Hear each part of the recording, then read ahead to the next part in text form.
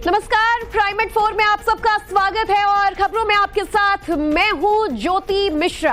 आज आपको दिखाएंगे छत्रपति राजा को गाली, नवाब निजाम को ताली। क्या है ये पूरी खबर और क्या है ये पूरा मामला, दिखाएंगे विस्तार से। साथ ही यादव कैसे बदनाम हुए, सैफई फैमिली तेरे लिए, परिवारवाद पर बीजेपी ने फिर किया बड़ा हमला और कैसे घिरे अखिलेश, पूरी खबर डिटेल में आपको दिखाएंगे।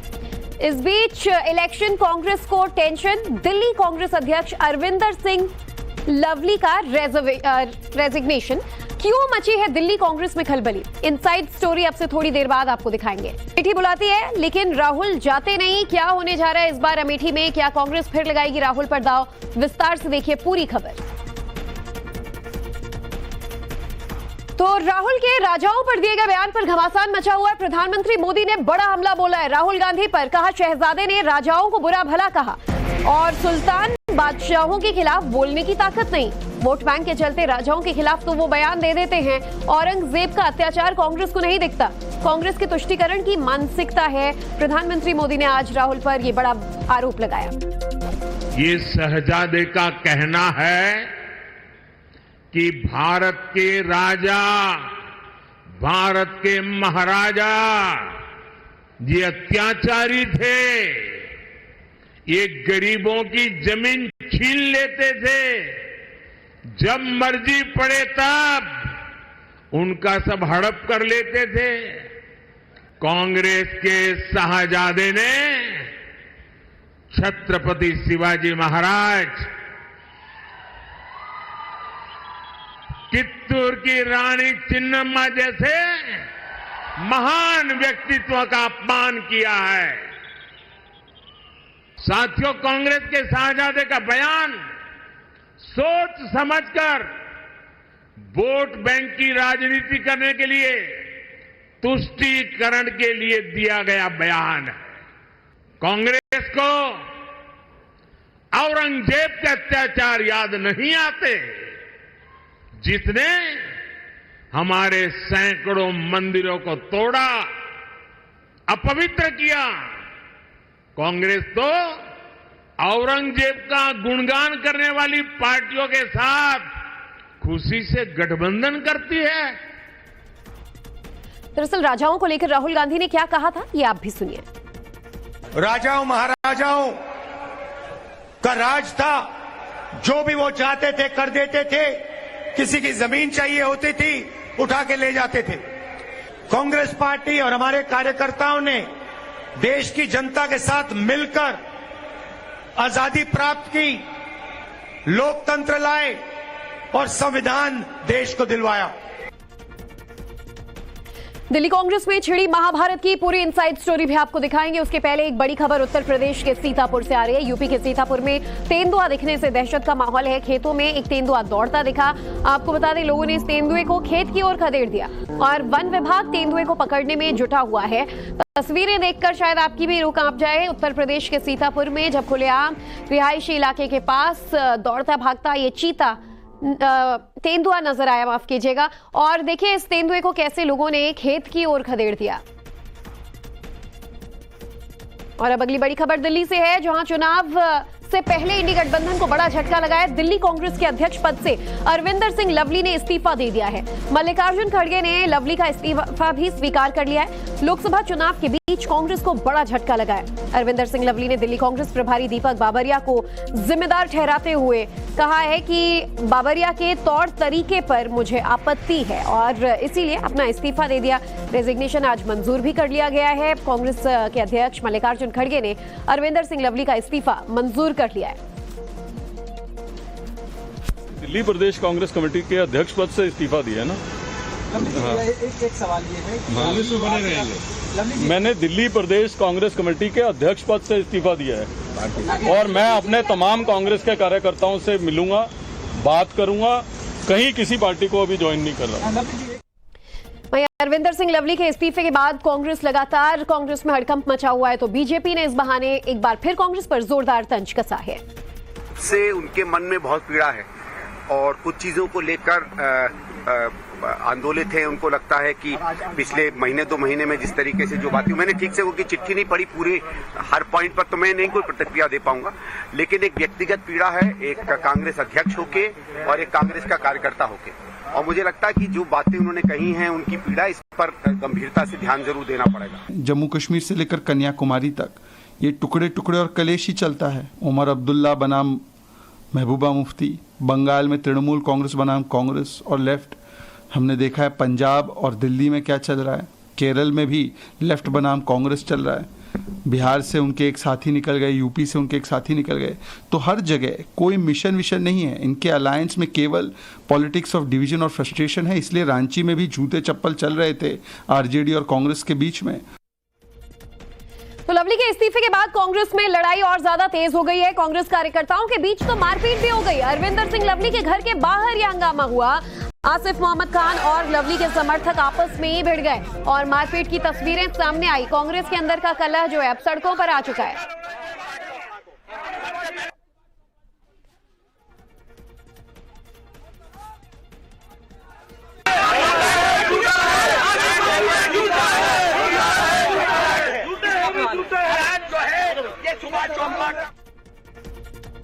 वहीं अरविंदर सिंह लवली के इस्तीफे के बाद कांग्रेस में घमासान और ज्यादा तेज हो चुका है। आसिफ मोहम्मद खान ने लवली पर गंभीर आरोप लगाए हैं। बीजेपी के टिकट पर चुनाव लड़ने का आरोप लगाया है लवली ने।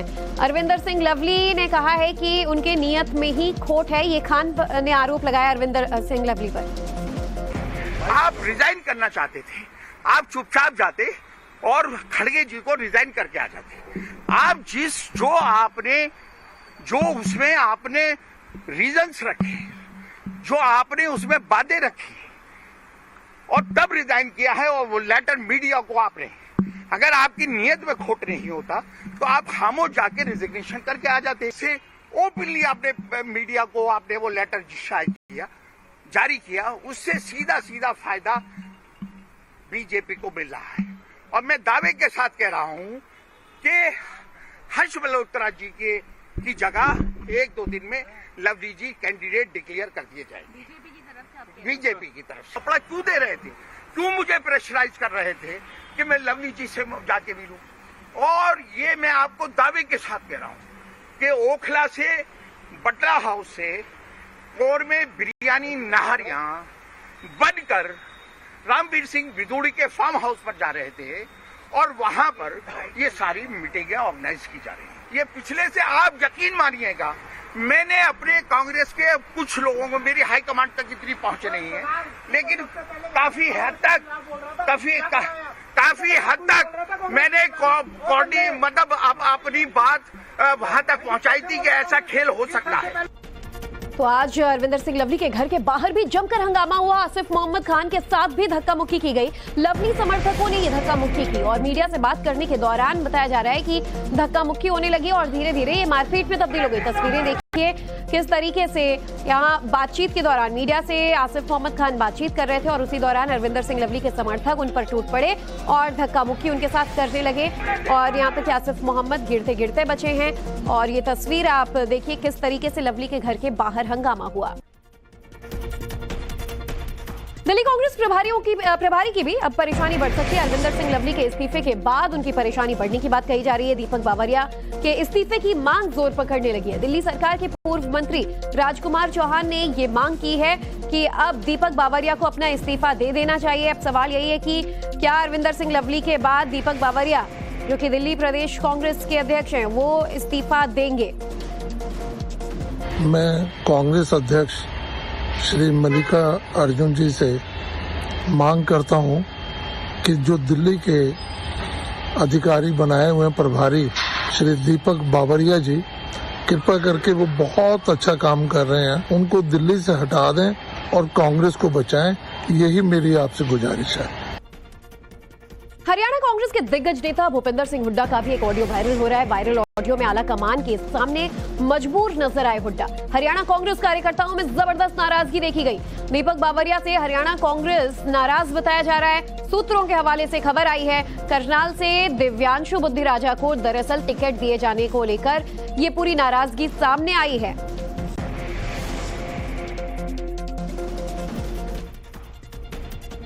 और चलिए अब आपको वो ऑडियो टेप सुनवाते हैं जिसमें कांग्रेस कार्यकर्ताओं की नाराजगी साफ झलक रही है। सीएम साहब नमस्कार जी। नमस्कार।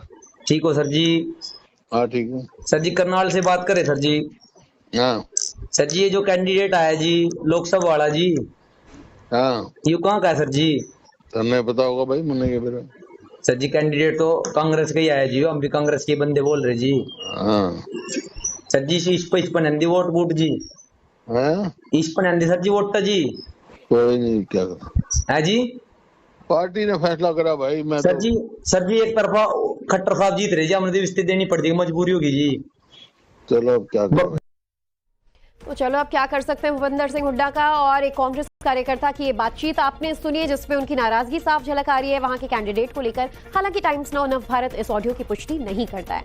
और चलिए खबरों में आगे बढ़ते हुए अब आपको दिखाएंगे यूपी में परिवारवाद पर सबसे बड़ा वार, लेकिन उससे पहले दिखाते हैं हाथी ने कहां ले ली 4 लोगों की जान। फॉरेस्ट ऑफिसर्स की रोते बिलखते हुए ये तस्वीर असम के सोनितपुर जिले से आई है। सोनितपुर में एक जंगली हाथी ने 4 लोगों की जान ले ली। मरने वालों में 2 फॉरेस्ट ऑफिसर्स भी शामिल हैं। पश्चिम तेजपुर वन अधिकारी निपिन कालिता ने बताया कि जब वन कर्मी इलाके में गश्त कर रहे थे तभी एक जंगली हाथी पास के जंगल से भटककर गांव में घुस गया और 3 लोगों को कुचलकर मौके पर ही मार डाला, जबकि वन विभाग के एक अन्य कर्मचारी को घायल कर दिया। और बड़ी खबर, केंद्रीय गृह मंत्री अमित शाह ने अखिलेश यादव पर जोरदार निशाना साधा है। परिवारवाद के बहाने एटा की रैली में ये निशाना साधा। यूपी की कई सीटें अखिलेश ने अपने ही परिवार को दे दी। अमित शाह ने आरोप लगाते हुए कहा कि अखिलेश जातिवाद करते हैं और परिवारवाद भी करते हैं। उनका बस चलता तो हर सीट से अपने परिवार के ही किसी शख्स को वो चुनाव में उतारते। किसी को कहना चाहता हूं कि भैया आप जातिवाद कर रहे हो, ये तो मैं समझ गया, मगर आपको जाति में भी आपका परिवार ही दिखाई पड़ता है। भाइयों बहनों, खुद अखिलेश कन्नौज से लड़ रहे हैं, मैनपुरी से डिंपल यादव उनकी धर्मपत्नी लड़ रही है, फिरोजाबाद से अक्षय यादव उनके भतीजे लड़ रहे हैं, बदायूं से आदित्य यादव परिवार से लड़ रहे हैं, आजमगढ़ में धर्मेंद्र यादव लड़ रहे हैं। अब कोई 25 साल से बड़ा नहीं है, वरना यूपी की 85 सीटों पर ये परिवार वालों को ही लड़ाते। आखिर परिवारवाद को लेकर अखिलेश यादव को क्यों घेरा जाता है? 6 तस्वीरें आपको दिखाएंगे और आप खुद समझ जाएंगे। अखिलेश यादव खुद कन्नौज से प्रत्याशी हैं, डिंपल यादव मैनपुरी से प्रत्याशी हैं, धर्मेंद्र यादव आजमगढ़ से प्रत्याशी हैं, अक्षय यादव परिवार के ही सदस्य फिरोजाबाद से प्रत्याशी हैं और आदित्य यादव बदायूं से प्रत्याशी हैं। 6 सीट पर एक ही परिवार के तमाम अलग अलग उम्मीदवार। और ऐसे में आरोप अमित शाह ने लगाया कि अगर बस चलता तो परिवारवाद की राह पर चलते हुए अखिलेश यादव उत्तर प्रदेश की हर सीट से अपने ही परिवार वालों को उतारते। बहनों और भाइयों, ये लोग परिवारवादी लोग हैं, अपने परिवार के बाहर नहीं सोच सकते, अपने परिवार के बाहर नहीं सोच सकते। परिवारवाद के नाम पर जाति को ये लोग बदनाम करते हैं, सामाजिक ताने बाने को छिन्न भिन्न करते हैं, समाज और देश की सुरक्षा के साथ खिलवाड़ करते हैं। सोचो, यादवों में भी देना था तो किसी और को नहीं दिया, एक ही परिवार के सब लोगों को दिया टिकट, किसी और को दिया ही नहीं। अरे और भी तो योग्य लोग थे, उनको भी दिए होते, उनको भी आगे बढ़ाए होते।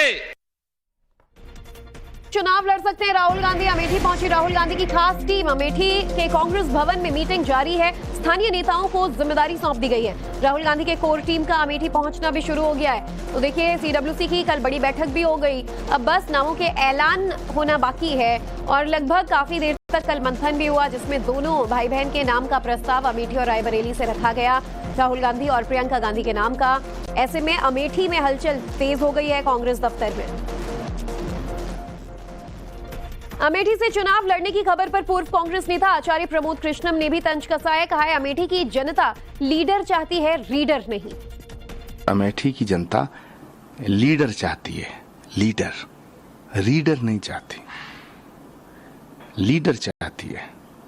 पिछले कई वर्षों से जो रायबरेली और अमेठी की जनता को वहां के मैनेजरों के हाथ में छोड़ दिया गया है, तो ये दुर्भाग्य का विषय है।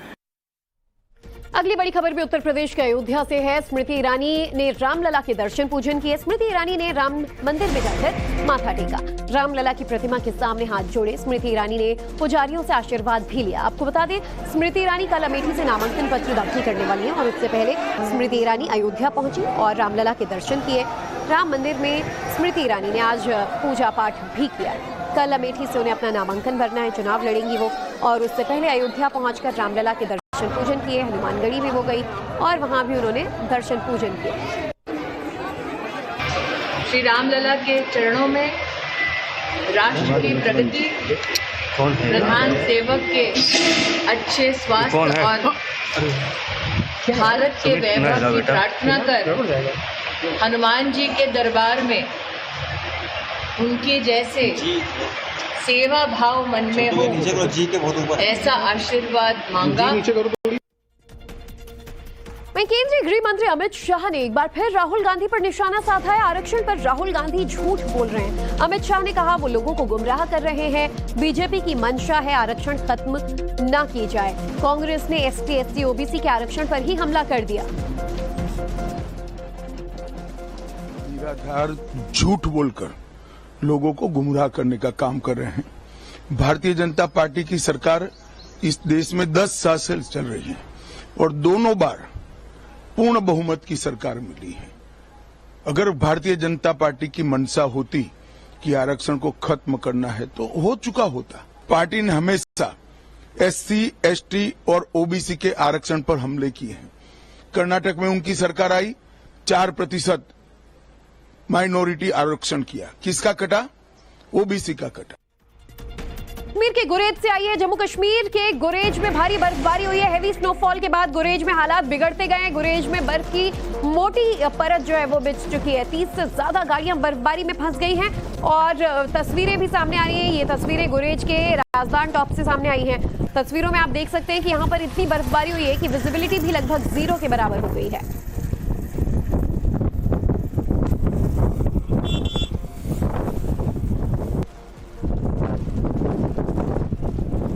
और चलिए अब आपको दिखा दें